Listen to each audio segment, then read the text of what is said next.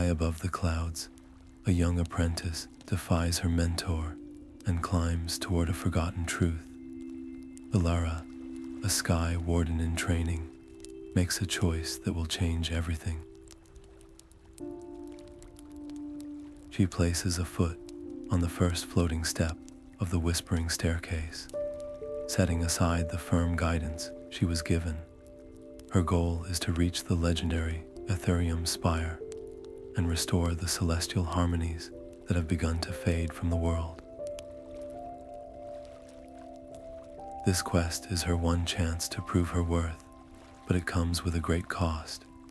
She risks her standing among the wardens and her own safety in the towering, ancient citadel. As the winds stir around her, they seem to carry whispers of ancient guardians and secrets, long left unchallenged. By the end of this journey, you will discover the profound power of a single melody to calm a raging storm and mend a broken world. What forgotten legends lie hidden within the highest spires, and what must Elara become to face the guardians that await her? Before we go further, I would love to know where you are listening from and what the local time is for you right now. It is always a comfort to feel our quiet community stretching across the world. What is one story from your own life that feels as monumental as a climb into the sky? The stone beneath her feet felt less like rock and more like a held breath. Each step on the whispering staircase hummed with a deep, resonant energy, a vibration that traveled up through her boots and into her bones. Ahead, the path was blocked not by a wall, but by a curtain of wind-chimes forged from crystal and starlight. They hung motionless in the air, silent and waiting. Elara knew this was the first true test. The harmonic sequence was not written in any book she had studied. It was a song carried on the breeze itself. She closed her eyes, letting the subtle shifts in the air guide her. Her fingers, trembling only slightly, reached out to gently adjust the nearest chime. A single, pure note rang out, hanging in the air for a moment, before being answered by another whisper from the wind. This was a conversation, and she had to find the right reply. One by one, she turned the crystalline forms, her movements slow and deliberate, matching the pitch and rhythm of the unseen melody. For a terrifying moment, nothing happened, and the cold fear of failure gripped her. Had she misheard? Was her intuition wrong? But then, the final chime she touched let out a long, low tone that seemed to satisfy the very air. The curtain of chimes dissolved into a cascade of harmonious light, and where it had been, a new archway shimmered into existence, its edges bleeding radiant energy into the twilight. A wave of exhaustion washed over her, simple but profound, as if the puzzle had drawn directly from her spirit. At the same time, she felt a distinct shift in the atmosphere, a sensation of being measured from the shadowed spires far above. The ethereal breezes that had been her guides now swirled with a new, sharp intensity, plucking at her cloak with an almost inquisitive energy. She could turn back now, retreat to the firm ground of the known. The thought was a cold comfort. Instead, she chose to trust the memory of her mentor's voice, the basic patterns of energy and resonance he had shared with her. Her curiosity, that deep, burning need to understand what was forgotten, was far stronger than her doubt. She stepped through the archway. As the light solidified behind her, the staircase itself seemed to tremble, its floating steps becoming less certain. From the heights came a new sound, a distant, melodic echo that felt less like a song and more like a question being asked directly of her. The chamber of echoes now lay ahead, bathed in a soft, inviting glow. She entered, and the very air seemed to hold its breath. The air in the chamber of echoes was thick and heavy, making every tiny sound visible as a soft, rippling color. Before her, a chasm of open sky stretched into infinity, dotted with islands of floating stone that shifted almost imperceptibly. A single, slender crystal rod lay on the ground at her feet. Picking it up, she understood its purpose immediately. The first tentative tap against the floor sent a visible blue ring pulsing outward, illuminating a single, safe platform for a brief moment. Her path would be built from sound itself. Each careful step required a new tone, a new resonant frequency to coax the next stone into solidity. For a while, she found a rhythm, her movements a quiet, deliberate composition. Then, distracted by the dizzying drop below, her foot scuffed the edge of a platform. The sound was a harsh, grating scratch. A dissonant wave of murky brown energy erupted from the point of contact, washing over her. The world tilted, her thoughts scrambled, and the very stones beneath her feet shuddered violently, threatening to crumble. She dropped to her knees, clutching the crystal rod as her heart hammered against her ribs. The fear was a cold, sharp thing. One wrong note, one moment of panic, and the entire sonic architecture of the chamber could come crashing down. As she fought to steady her breathing, a new presence gathered in the center of the room. It was the Echo-Sentinel, a being woven from solidified sound and light. It did not speak, but its form shifted in a way that conveyed a simple, profound question. How would she find her harmony? In that moment of quiet terror, an old memory surfaced. It was a simple lullaby, a steady, patient rhythm her mentor would hum when she was just a child, frightened by the night storms. Closing her eyes, she let that rhythm fill her mind. She began to tap the crystal rod, not with technical precision, but with the gentle, reassuring tempo of that childhood song. The tones that answered were soft and clear, no longer bursts of light, but a continuous, glowing pathway that bloomed before her with each beat. The sentinel watched, its form softening into a posture of approval. It was not about force, but about trust. She walked the rest of the way across the chasm, on that river of song, each step a note in a melody she had carried inside her all along. As she reached the far side, the sentinel dissolved into a shower of motes of light, which coalesced into a single, luminous fragment of a key that drifted into her open palm. It pulsed with a gentle warmth, a testament to her newfound patience, but her reward was a new trial. The archway before her did not lead to another enclosed hall, but opened directly onto a narrow, unsheltered bridge of ancient stone that arced through the open sky. Gusts of wind howled around its edges, plucking at her cloak with invisible fingers and threatening to sweep her into the endless sea of clouds below. The wind on the Sky Bridge of Zephyrs did not simply blow. It clawed and pulled with a furious, personal intent. Each gust felt like a hand trying to pry her from the narrow, crystalline path.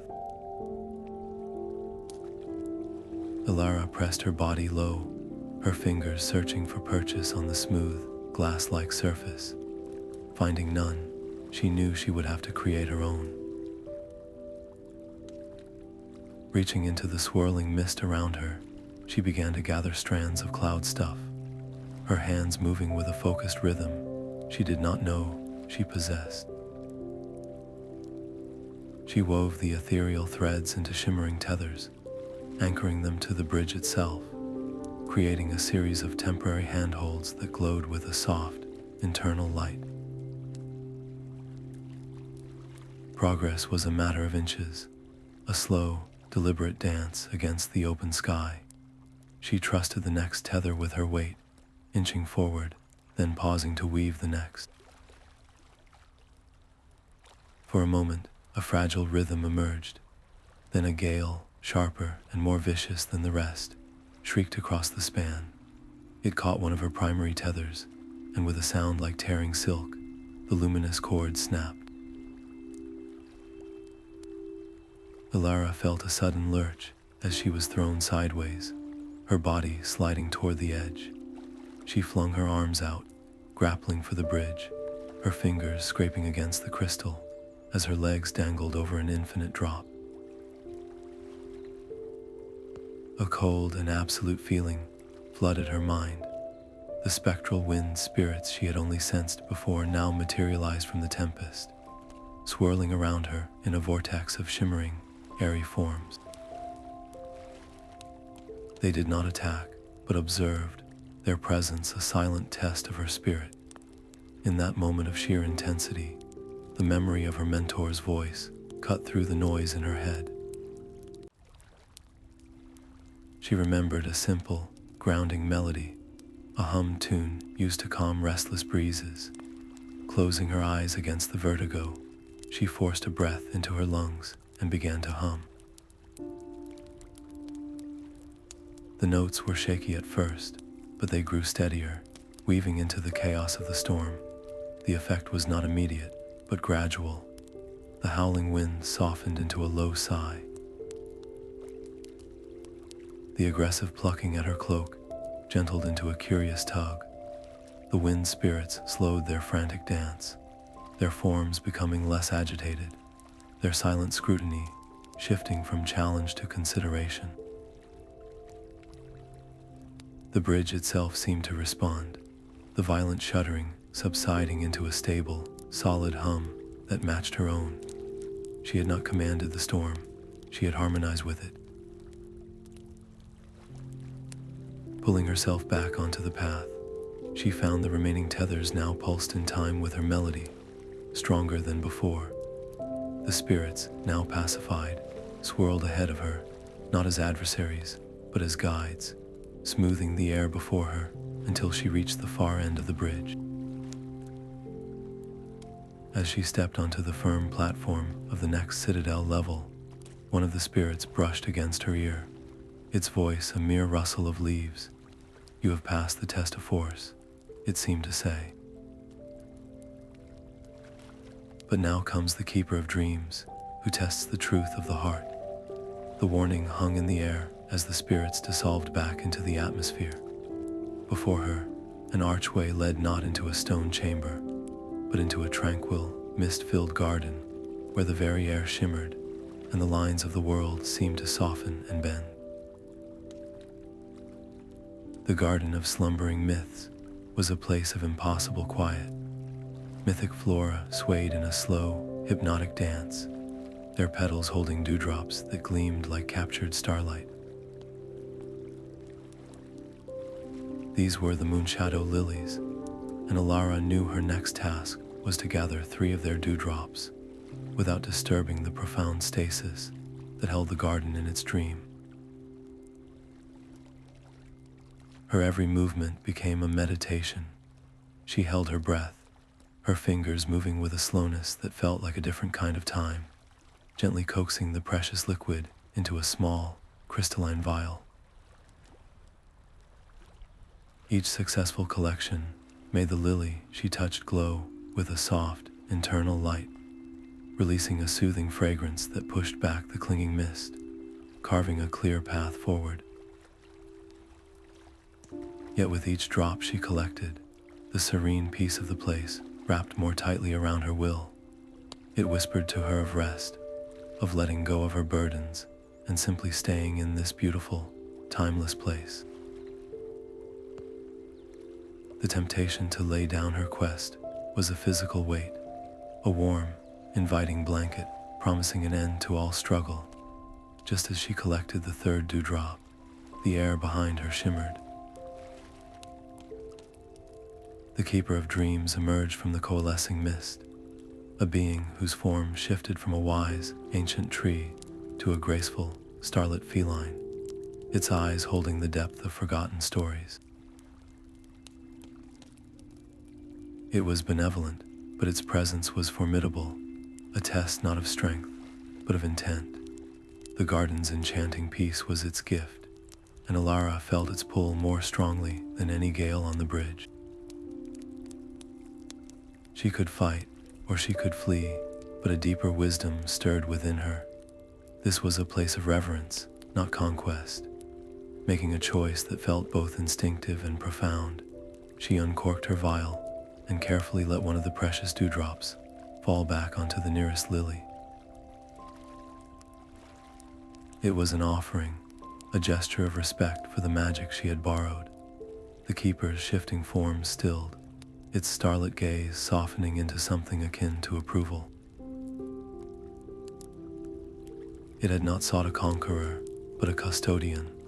A second luminous key fragment drifted from the keeper's form into her waiting hand. Its warmth was different from the first, carrying a sense of deep, earned peace. The being's voice was like the rustle of leaves in a gentle dream. To mend the sky, you must first understand its silence, it whispered, a cryptic clue to the citadel's heart. Then the keeper dissolved back into the mist, and the garden's exit solidified, not into an archway, but into the open air. The path forward was a sheer, daunting cliff face that stretched upward into the swirling clouds. With the new key fragment secured, Elara looked up at the immense wall of stone. As her eyes adjusted to the sight, faint, shimmering handholds of light began to flicker into existence upon its surface, waiting for her next step. The cliff face was a vertical sea of shifting light. Each handhold solidified only as her fingers approached, glowing with a soft, golden warmth that demanded her complete attention. Her will was the anchor, her focus the fuel that kept the luminous grips from dissolving back into the air. She climbed, her muscles burning with a familiar ache, her mind a single, sharp point of concentration. The wind tugged at her, a constant reminder of the vast emptiness below, but she pushed the vertigo down, locking it away with each deliberate reach upward. Luminous sky fauna, creatures of woven light and air, flitted around her like curious sparrows. At times, one would settle near her hand, its presence strengthening the glow of a hold. At other times, a sudden, playful swarm would dart before her eyes, breaking her rhythm and causing the light beneath her fingers to flicker dangerously. It was during one such distraction that her focus wavered. A memory of the fall on the bridge surfaced, cold and sharp, and for a single, terrifying second, the handhold she was gripping faded to a dim, translucent shimmer. Her stomach lurched as her grip slipped. She scrambled sideways, her boots finding a narrow, natural ledge just as the hold vanished completely. Pressed against the cold stone, her heart hammered, she forced herself to breathe. The easy path was to give in to the fear, to let exhaustion win. But then she thought of the first wardens, the pioneers who had charted these very skies with nothing but raw courage and a belief in something greater. She recalled the story of Lyra, who mended the first great storm, not with power, but with a song of reconciliation. Their legacy was not one of effortless victory, but of perseverance. This climb was her part of that story. Drawing strength from their memory, she pushed off the ledge and resumed her ascent, her focus renewed, the handholds blazing brightly once more.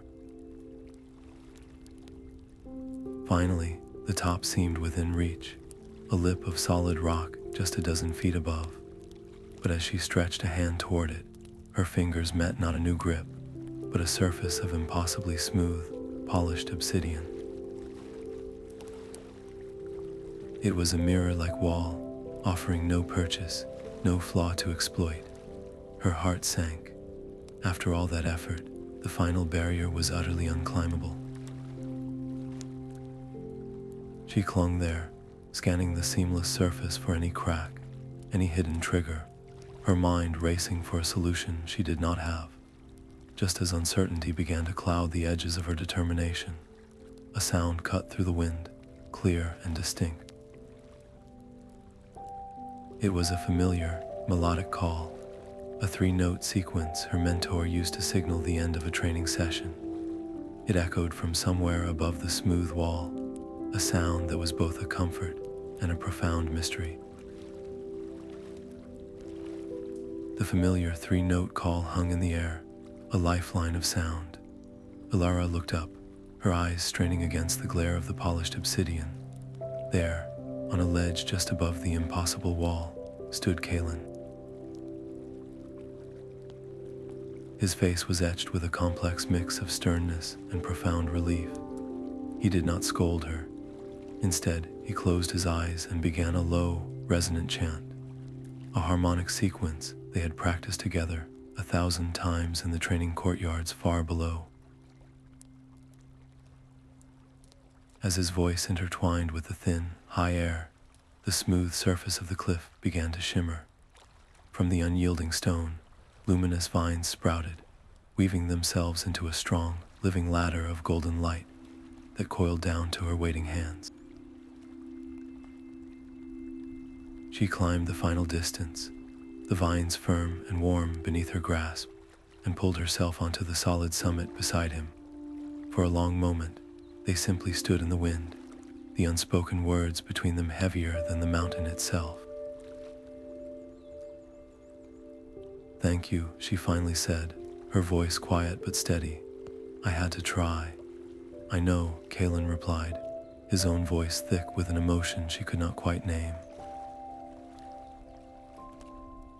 "But you are not meant to climb this path alone. No one ever has." He gestured toward a faint, shimmering barrier of energy that separated the summit ledge from the Citadel's inner sanctum. "An ancient ward," he explained. "It permits only the one who bears the key fragments to pass. My part in this journey ends here." A sharp spike of frustration pierced her gratitude. After everything, she was still being held at a distance, her hard-won progress framed as a near event requiring guidance. The glowing ward pulsed gently, as if emphasizing its immutable law, and Kaelen took a half-step back from its light, his access clearly denied. Elara looked from his weary face to the path ahead, a dark archway that seemed to swallow the light. She made a choice, not from rebellion, but from a newfound certainty. "Then I will go on alone," she said, her voice firm. "You taught me the harmonies. You showed me how to listen. Let me prove that the lesson was learned." Kaelen studied her, and for the first time, she saw not a mentor assessing a student, but an equal acknowledging a difficult truth. He nodded slowly, then reached into his cloak, pulling out a small, smooth stone that glowed with a soft, inner blue light. "Take this," he said, pressing the calming amulet into her palm. Its coolness spread through her hand, a subtle anchor for her spirit. "The next trial is the Hall of Whispers. It does not test your strength or your wits, but the silence within your own mind. It will find your deepest concerns and give them a voice. This will offer you a focus, a point of stillness when the whispers become a storm." The stakes of her quest sharpened instantly. This was no longer about puzzles and pathways, but a meeting with the echoes of her own heart. Clutching the amulet, its gentle pulse a steady rhythm against her skin, Elara turned from her mentor and stepped toward the dark entrance.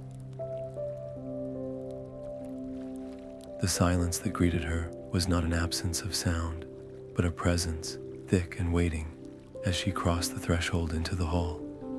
The darkness in the Hall of Whispers was absolute, a suffocating velvet that swallowed all light and sound until the whispers began. They were not sounds heard with the ear, but felt in the mind, rising up from the silence. Voices that sounded like her own, and like the disappointed tone of her mentor, swirled around her, questioning every choice. You are not worthy. You will fail them all. You are just a child playing with forces you cannot comprehend. A cold dread began to crystallize in her chest, tightening her breath.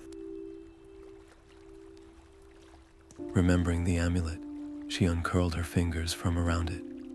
Its soft, blue glow pulsed once, then expanded, pushing back the oppressive black to reveal a narrow corridor of ancient, worn stone. She took a step, and the whispers sharpened into a chorus of hissed anxieties. With each forward movement, the pressure in her mind grew, a storm of her own deepest insecurities, given form and voice. Shadowy figures began to coalesce from the remaining darkness at the edge of the light, their shapes indistinct, but their intention clear. They reached for her, not to strike, but to envelop, to pull her into the despair they represented. One step, and a phantom of her own doubt stood before her, a dark mirror of her fear. Another step, and a specter of Kaelen's imagined disapproval blocked the way.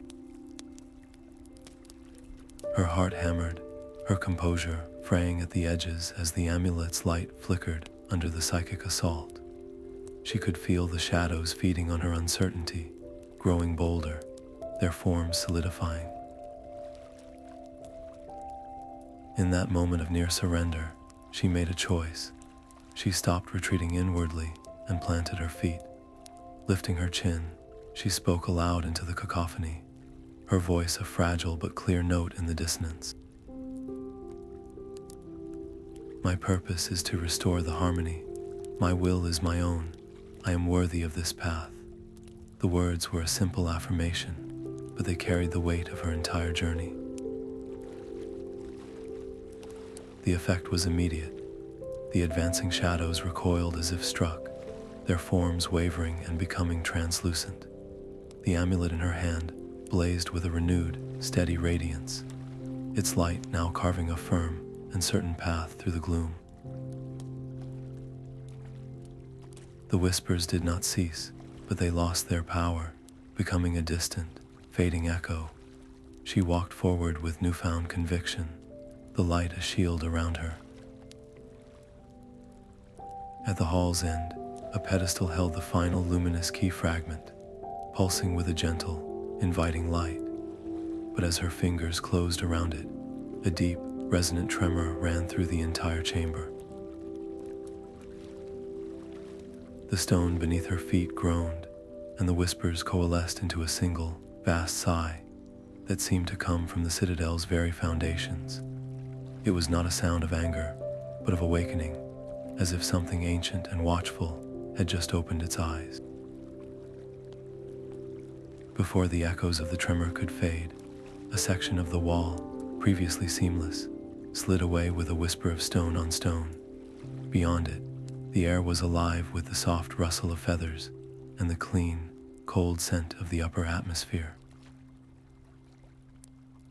The majestic aviary of celestial wings opened before her, a vast dome under a canopy of woven starlight, where great, luminous birds of legend perched in silent, waiting observation. The aviary of celestial wings was a sanctuary of breath and light. Great birds of woven starlight and solidified wind perched on roosts of living crystal, their silent, intelligent eyes tracking Elara's every move.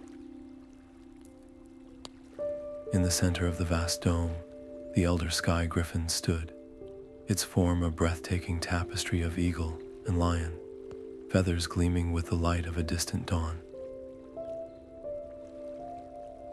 At its feet lay a simple wind flute, carved from a single piece of sky wood. Her task was clear. She had to offer a melody worthy of this ancient guardian. Picking up the flute, her hands trembled. The first notes she produced were thin and reedy, a clumsy attempt at a formal greeting hymn. The griffin remained impassive, its gaze a weight upon her spirit. The other birds in the aviary shifted on their perches, a rustle of luminous feathers that echoed like a soft warning. Her mind raced, the pressure of their collective attention threatening to shatter her concentration. One wrong note could scatter them into a chaotic storm of light and sound, undoing everything. Then she looked into the griffin's ancient eyes and saw not a judge, but a listener yearning for a forgotten truth. She lowered the flute, closed her eyes, and let her breath steady. The melody that came to her was not a complex warden's harmony, but the simple, gentle lullaby from her childhood, the one her mentor had hummed. She now understood its steady rhythm was a foundational tune of the wardens, a song of pure comfort and protection. As she played, the notes wove through the air, soft and reassuring. The effect was immediate. The Sky Griffin's formidable posture softened, its great head bowing in a gesture of profound recognition. A deep, resonant purr vibrated through the floor, a sound of approval and peace. But her success had a consequence. The strange, beautiful music stirred the rest of the flock. They began to call out, their melodic cries layering into a dissonant chorus, their luminous forms fluttering in a restless, swirling pattern. The griffin watched her, its intense gaze now a test of her resolve. Could she extend her harmony to calm the many, not just the one? Drawing a deep breath, Elara poured her entire being into the lullaby, playing not for a single creature, but for the soul of the aviary itself. She let the melody expand, embracing the restless energy of the other birds, weaving their discordant calls into the edges of her song until their cries softened and their flight slowed into a graceful, synchronized dance around the dome. The potential for disturbance became a ballet of light. The Sky Griffin nudged her gently with its beak, a silent invitation. "I will carry you to the peak." Its voice echoed in her mind, a rumble of distant thunder. But know this, little warden, the final guardian is the heart of the storm itself. It does not listen to songs. It is the song, and it has been silent for a very long time. The stakes of her quest crystallized into a sharp, clear focus. This was no puzzle of light or test of will. It was a meeting with the raw, untamed power that sustained the sky. Swinging onto the griffin's broad back, she felt its powerful muscles coil beneath her. With a beat of wings that stirred the very air in the chamber, they surged upward, bursting through an opening in the dome's canopy. The wind whipped past, a roaring river of sound, as they ascended on a direct course for the swirling, tempestuous clouds that crowned the Aetherium Spire's summit. The storm was not a thing to be weathered, but a living presence. Lightning did not flash, it struck with the force of a wounded creature. The wind did not howl, it screamed with a voice of pure chaos. Clinging to the Sky Griffin's back, Elara felt the 3 key fragments in her pouch grow warm, pulsing in time with the wild rhythm of the tempest. This was the heart of the storm, a being of cloud and lightning that now towered before them, its form a swirling vortex of untamed power. It did not see her, it felt her, and it recognized the harmonic potential she carried as something new. Her task was clear. With fingers numb from cold and fear, she brought the 3 luminous fragments together. As they touched, they fused in a flash of blinding light, reshaping into a single, brilliant staff of pure, solidified harmony. It hummed in her grasp, a conduit for her will, but the moment she tried to impose order, the storm pushed back. A whip crack of lightning narrowly missed the griffin's wing, and a gust of wind tried to tear the staff from her hands. The strain was immense, a psychic weight that pressed down on her, threatening to shatter her concentration. The storm heart manifested a face in the clouds, eyes of spiraling energy fixing on her. It was not anger she sensed, but a profound, ancient loneliness, a power that had forgotten how to sing in concert with the world. She could fight it, try to dominate the chaos with raw force, but a deeper knowing told her that was the path to failure. Her mentor's lessons, the patience of the Echo-Sentinel, the peace of the Keeper, all came together into a single, pivotal choice. She stopped resisting. Instead, she opened her spirit, pouring all her belief, all her training into the staff, not as a weapon, but as an instrument. She accepted the storm's energy, letting its raw power flow through her, and began to guide it.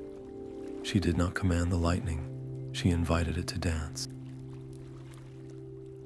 She did not silence the wind, she asked it to find its rhythm. The staff blazed, and ribbons of light wove through the chaos, turning jagged bolts into graceful arcs, and screaming gales into a resonant chord. The storm heart roared, a sound of crumbling mountains, and challenged her to a final exchange of harmonies. Its melody was one of primal, solitary power, a song of endless, raging creation and change. Hers was the simple, steady lullaby, woven now with the strength of the bridge, the peace of the garden, and the silence of the hall. To lose this exchange meant more than her own journey ending. It meant the Citadel's magic would fade into eternal quiet, the celestial harmonies lost forever. Their melodies met, a powerful sound that shook the very sky. Then they began to merge. Her unwavering, gentle rhythm started to find echoes within the storm's own core. The tempest did not break, it bent, its intensity softening into a tremendous, controlled power.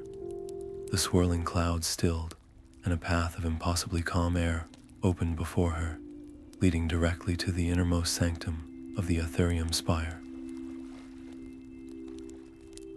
The storm heart, now a placated guardian of immense potential, watched her go, its form settling into a slow, majestic rotation around the peak. The griffin, its task complete, dipped its head in a final salute and soared away.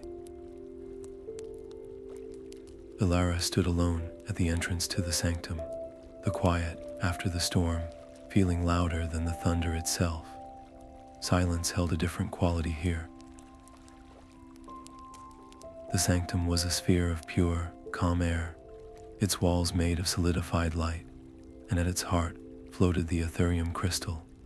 It was not a large object, but its presence filled the entire space, a complex geometry of interlocking facets that pulsed with a faint, irregular light, like a quiet, unsteady rhythm. This was the source, the anchor of all the sky's music, and now it was her task to heal it. The conductor's rod in her hand felt both impossibly heavy and perfectly balanced.